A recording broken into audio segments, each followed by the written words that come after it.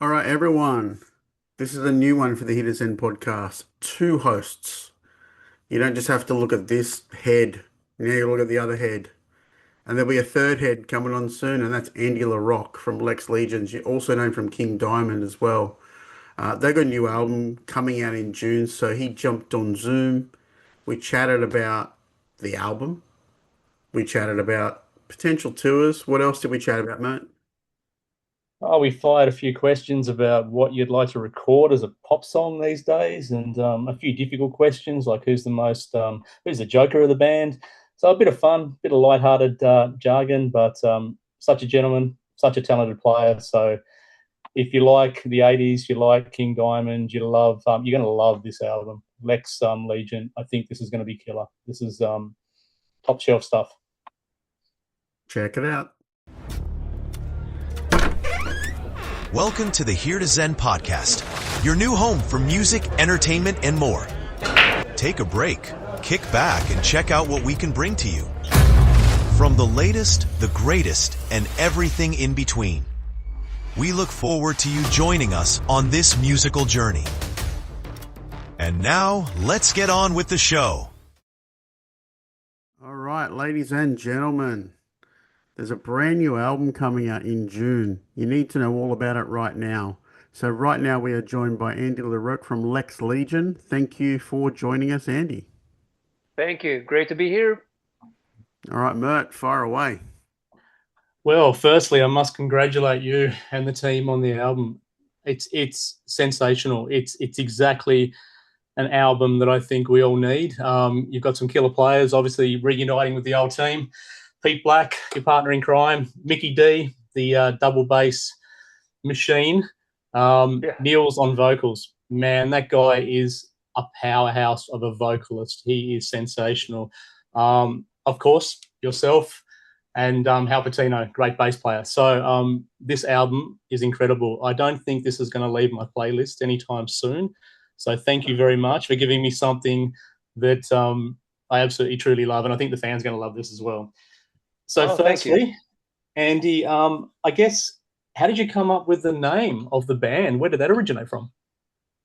Um, we had a few suggestions, that we talked about, many years ago, actually, with something with Legion. I can't remember exactly, but like a double name, but Legion, at the second part of it.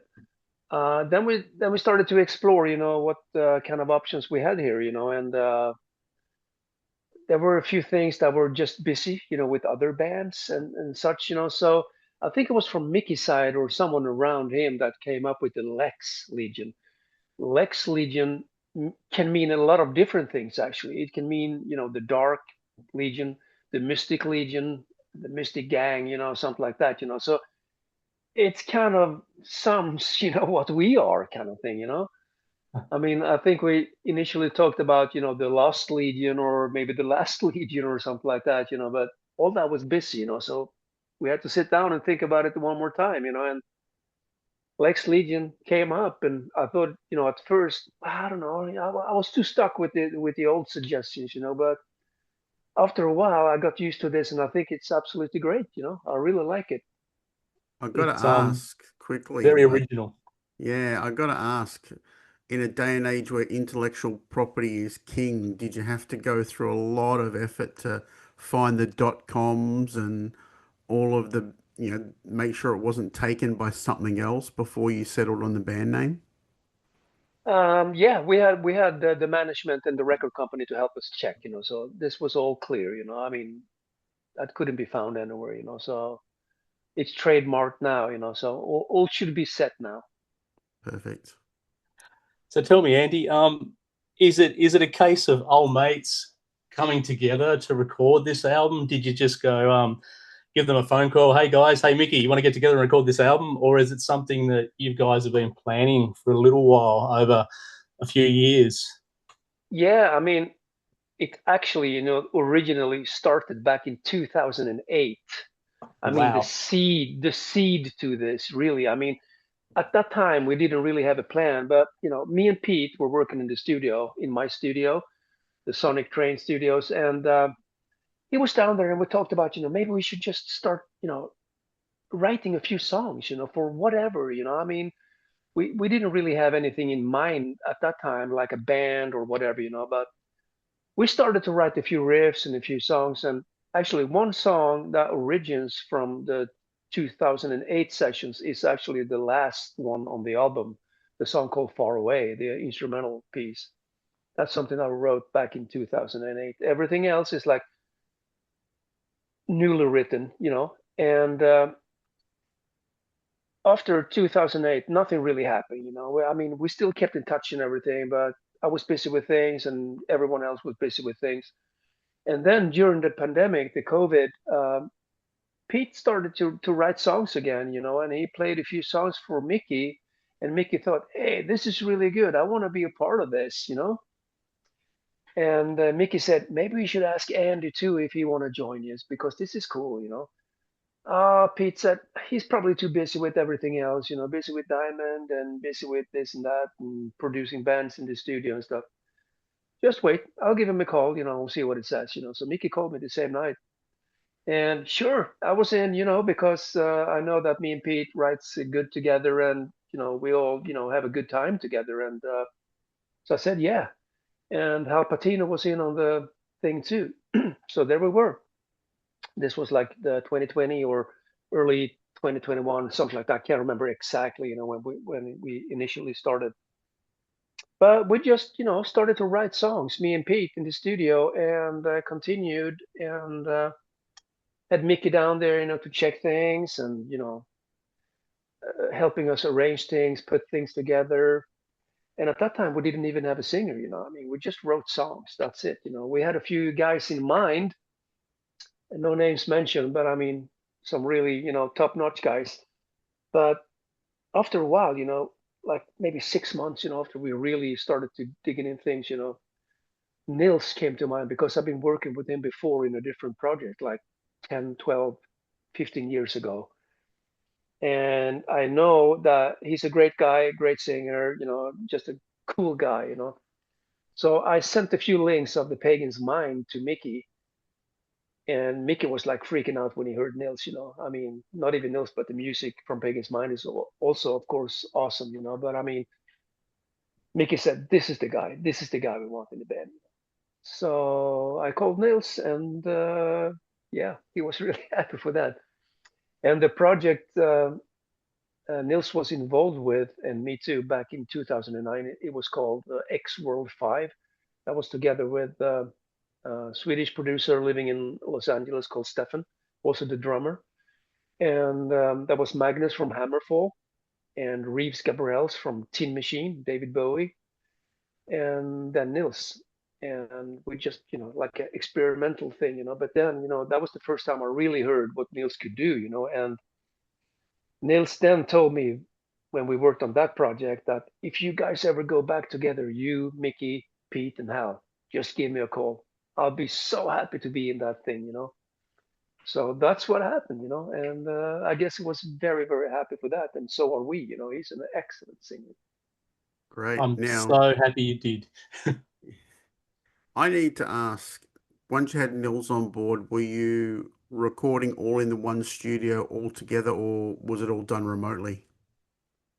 It was done remotely because Nils has his own home studio. He lives in Norway, which is about, 5-6 hours away from me. Same with the bass player Hal Patino. He's Danish, US citizen, but he lives in Norway now too. So he recorded his stuff back home too. So we kind of record in a hybrid kind of way. Me and Pete meet in the studio, have Mikkey coming down to the studio because he only lives like 45 minutes away from us. So we partly meet in the studio, to record things and do things. But all guitars, all keyboards, mixing and mastering was done at my studio. Hal Patino is recording the bass in his studio called the Studio One, I believe, in Norway.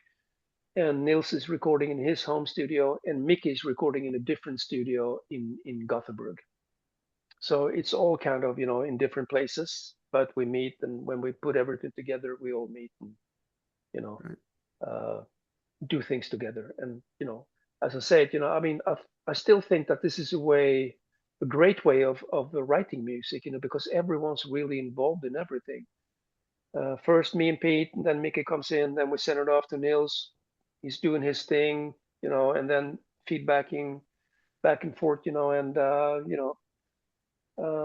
just bounce it back and forth until we get it right, So everyone's involved in a very good way, I think. Amazing. I think that's a very modern way of doing things these days, and it makes a lot of sense. Your sound is iconic.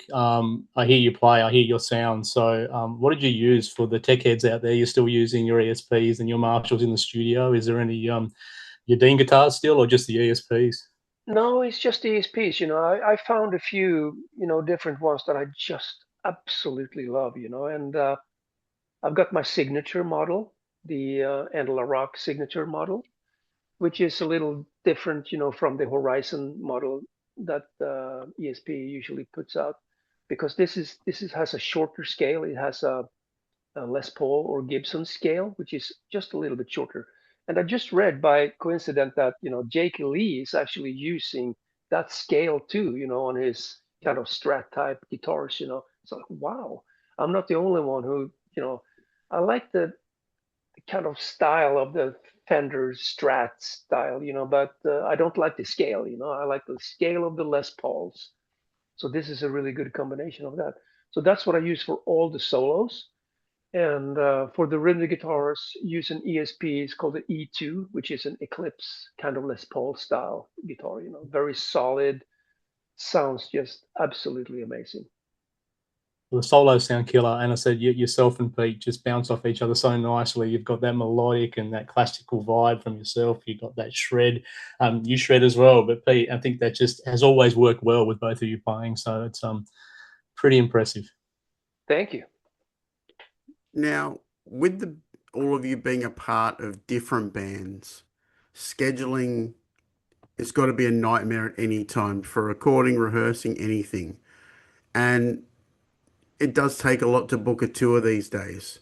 What have you done in a way of carving out a time frame for tour dates? First of all, we're going to see, the response from the audience. But I think, I got a kind of a small hint, what we can expect, because it's been way over expectation on this first single that was released a few weeks ago. So I really think and hope, that the listeners will, like the album too. That comes out in June, mid-June.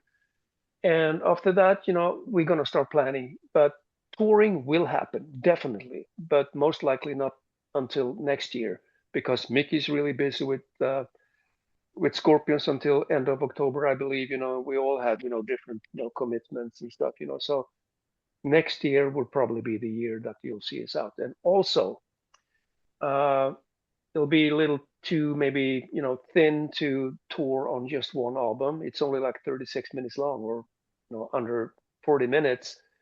So we need to have a few more songs, and we already have ideas for the second album, that we're going to start work on. So next year, definitely, Great. Perfect. Awesome. How I guess on the back of the album, is it difficult to come up with new ideas and stay relevant in this day and age and stay original with music? I guess for me, it sounded very. It's got that 80s vibe, that early metal vibe, that hard rock, that progression. But to me, it's easy. It's a no-brainer. But is it really hard to come up with that now? Is it something that comes naturally to you and the band? Yeah, I think it comes natural. I mean, that's our school. We're born and raised with like, late 70s and 80s kind of riffs and style.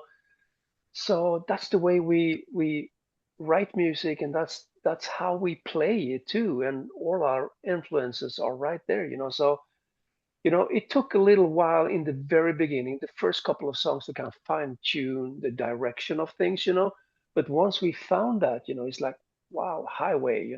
I mean, so, I mean, you will find a lot of influences from the 80s, definitely, because that's what it is, with a modern touch, of course. Sure. Now, you said the 80s. So the 80s was analog. We're in 2026. It's now about the algorithm. How are you and the guys trying to keep up to date with the way the industry has changed into 2026? When it comes to business, that's a matter of, the record label and the management, of course. I mean, we just do our thing with the music, and if people like it, awesome. We just try to do the best we can on our end. Then we let the professional people to take care of the rest, and they know exactly what to do, I'm sure. I mean, as you can tell, I mean, already, exploding on, social medias and, everywhere. They're doing a fantastic job, I think. I'm super happy with that.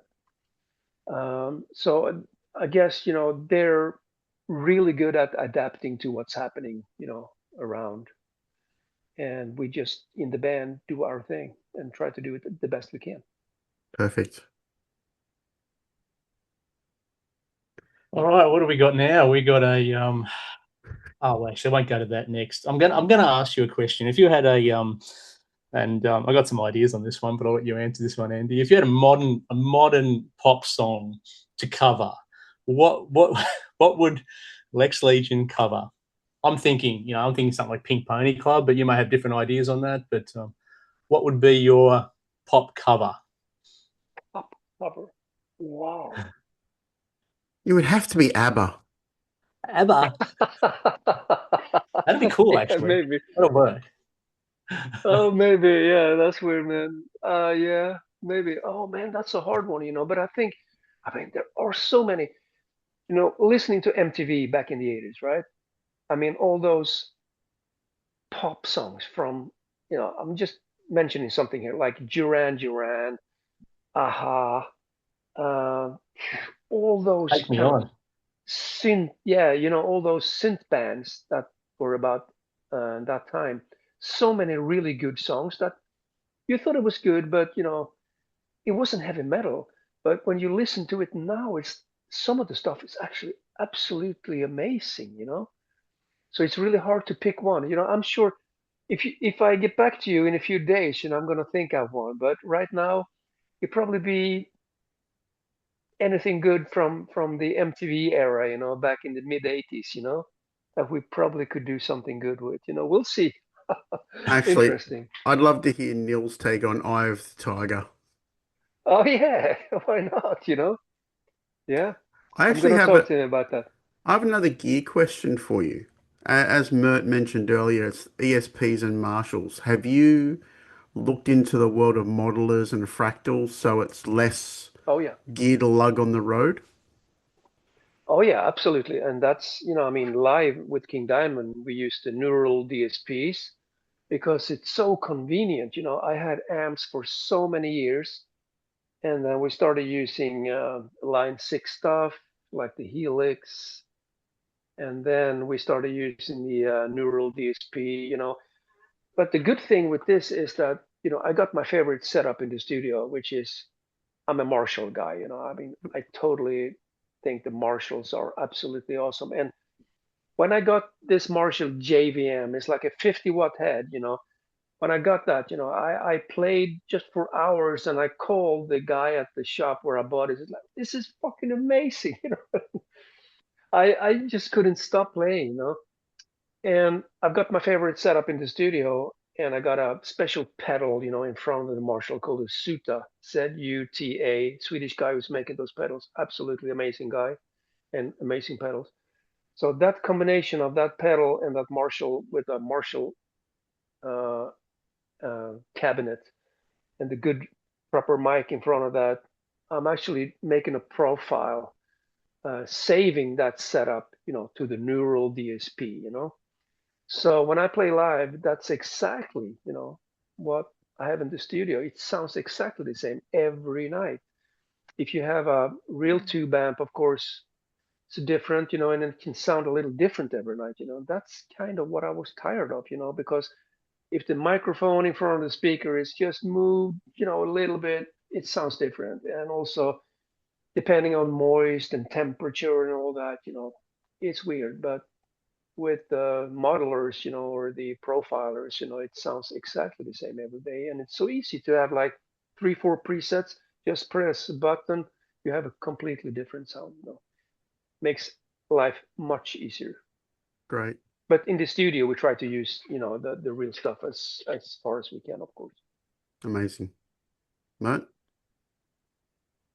All right, now we've got a few questions, Andy. Very quick one-word answers. I'm going to be quick-fire questions at you. So see how you go with these, if you don't mind. And the first thing that comes to your mind, we have to read these.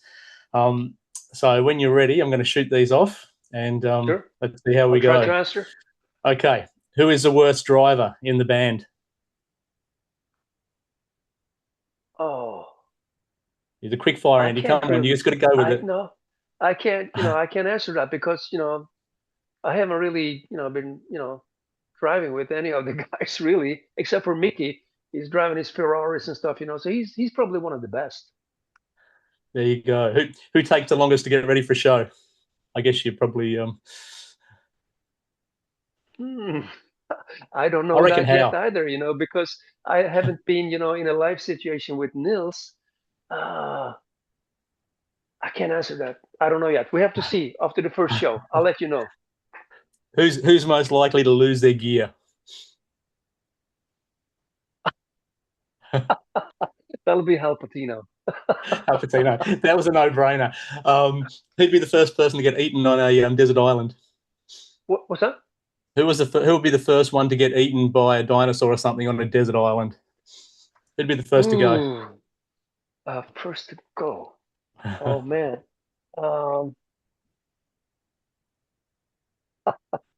That's a tricky one. I can't really answer that. My vote's for Mickey. Once we get there, we'll see. We'll see. When we get to the north coast of Australia, we'll try it out and check it out. We'll see what happens. Who's the biggest joker in the band? Probably Hal. Okay. Hal and Mickey, I would say. Hal and Mickey, yeah. Who has the worst habits in the band? Worst habits. I'm putting you under pressure here, aren't I? Yeah, you do, because this is like so new, still old but new. You know what I mean? So I have to be in there for a while before I can answer that question. Worst habits. We'll come back to those questions. Maybe the snuff stuff, with the tobacco snuff, that Mickey has, with this. You probably seen that, right? On the Motorhead tour, I went out with Motorhead. Yeah. His upper lip is like a football, Yep. I'm not going to say it's a bad habit, but it's a habit. Okay, who's the most likely to survive the zombie apocalypse? I'm going to go Pete on this one. I reckon, yeah. He looks like he can handle himself. Probably Mickey as well, but don't know. Who did you say first? I reckon Pete. Who's most likely to survive the zombie apocalypse? Yeah, and what's your suggestion? I'm saying Pete, and yourself, of course. I would think Pete or Nils. Yeah. Describe the debut album from Lex Legions in one word. Powerful. Okay, now here's another one-word question. How many minutes long will Mickey's drum solo be on tour? 2 days. Only? No, we'll see if we even have a drum solo. We'll see. But, we probably, if there's going to be a solo, I don't think we're going to do like a guitar solo. That's like a thing of the past, in my opinion. But if Mickey want to do a drum solo, I'm going to try to convince him to not make it too long, try to make it intense, good, and short. Just his kit's going to take up a lot of space. His kit's massive. Yeah. No, he's awesome. I saw them with Scorpions, 2 years ago down in France, and he's amazing. He really is. Yeah. I did the last Motorhead tour as their photographer, and all right. I was behind Mickey's kit when he did his solo. I was like, oh, that dry ice is fantastic. I didn't realize that 2 crew guys stole fire extinguishers to make it happen. Oh, really? It was just two crew guys letting fire extinguishers off Is behind the that drum kit. right? Wow, Cheap and effective. amazing. Yeah, very. That's Now, cool. Andy, where can everyone find you and the band online if they want to reach out to you? I guess through the management or the record label, I don't really have any um, web addresses right now, but that's probably. I mean, you can look us up on the internet. I mean, we have a band site, I mean, Yep, Facebook, Instagram, and everything, So I guess that would be the first choice. perfect. Lex Now, Legion, lexlegion.com. Yeah, now we're hoping that this tour that you're going to launch in 27 does include some Australian dates, and we're putting that out to the promoters now that you guys are ready, willing, and able to come to Australia. absolutely. What do you want to let all of your brand new friends in Australia that have known you from the past but are ready for the future of Lex Legions? What do you want to let them know? That we are trying our best, to start doing live shows next year, and hopefully Australia will be one of the places we will visit next year. Andy, from Mert, myself, Australia, congrats on the debut album. We're already looking forward to album two because you said you're already on the way. So, fingers crossed, I reckon by the time you get here in 27, we're going to go for two albums and maybe an EP and like a 2 hour set. I think Yeah, I think that's easy. But until then, congratulations and thank you for joining us. thank you very much. Take Thank it you. easy, guys. See Hope to ya. see you soon. Thank you. Bye. All right. As you saw, we just finished with Andy Rocque, Lex Legions. Mert, how'd you find that interview? Man, look, it's for me, the guy's an absolute legend. Growing up with him, amazing, great to chat to him, absolute gentleman, talented muso, fantastic, great conversation, great chat, fun banter. So I cannot wait for everyone to hear this album when it comes out, and hopefully we'll get to see the guys in 2027 on an Aussie tour. Maybe I think he committed to that, didn't he? He gave us a fair shot. Like I think we, so. we Yeah, we'll say that's 100%. Yeah. well, we did ask him a lot, like a whole another album and a whole extra EP just to have a 2 hour set. You should have enough time to do that, right? Yeah, and what is it, a 2 day drum solo from Mikkey Dee? I think so. Mikkey Dee, Pete Blakk, my God, Nils. The vocals on that guy are phenomenal. The range he has got is superior. And Hal Patino, legendary bass player, absolute legend. So superstar band, absolute superstar. Andy Rock. So yeah, amazing. Now, guys, everyone asks you to do it on these videos, so I'm going to do it as well. Like, subscribe, share, ring the bell to get notifications. We're on all the socials. We even are like the youngsters with the TikTok now. We don't know what the fuck we're doing, but we're there. Like, but don't forget all of the team. So, Matt Tyson Media, Natalie Lorenz Photography, Haley at Real Woman Real Review, me at Andrew Treadwell Photography. We're not going anywhere anytime soon. You're going to see so much cool content from the Here to Zen team this year. The gigs are only firing up now, and there's going to be a lot to come. But you're also going to see a lot of content coming from the gigs, like check-ins. Mert's already the king of the gig check-in. You'll see plenty more of them. I might even make you suffer through me trying to bumble my way through a gig check-in. They're never fun for me, but expect you'll see Mert and I jump on a couple of these things. I know that Rod has a review coming. Uh, he'll be doing a lot more reviews, including retro reviews, which are going to be really cool, where he is going to go back in time and review an album that he would have probably reviewed back in the day and see how it's aged on him. So that's going to be a cool little feature. But we're going to try and jump on YouTube as a team a little bit more, get a lot more of us involved, and just actually just talk random topics because you know what? Interviews are cool and all, but we're a bunch of opinionated fuckers and we don't mind telling you. I got nothing, man. I think that sums it up really well. All right, people, heretozen.com/heretozen on all the socials. We're here on YouTube, and we'll be here again another time. You've seen our heads. You've had enough of our heads. We're out of here. There you guys. Thank you for joining us for today's episode of the Here to Zen podcast. We appreciate you spending your time with us. Remember, you can find us online at www.heretozen.com.